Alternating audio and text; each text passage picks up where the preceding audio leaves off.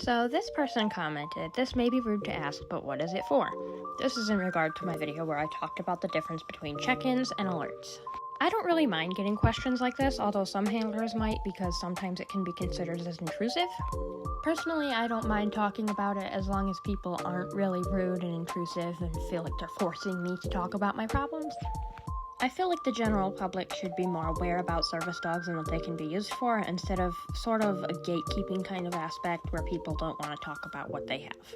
I can totally see it from both perspectives though, and I completely respect whatever anyone decides to do. Anyway, Frank is a multi-purpose service dog for depression, PTSD, and mobility, and he also does some cardiac alerts. The check-ins and alerts that you saw in the previous video were mainly for PTSD and dissociation. So the check-ins were to make sure I wasn't dissociated. If I didn't respond to a check-in, it could be a sign of me dissociating, which could trigger a panic attack, because I would no longer be aware of my surroundings and possibly start having flashbacks.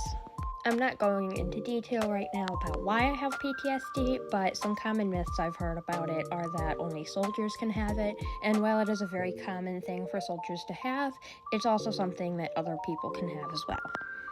Anyway, if you guys have any questions about what service dogs are used for, or what my personal service dog is for, feel free to ask. If there's anything I'm uncomfortable with talking about, I will let you guys know, and other than that, feel free to ask any questions, and have a good day.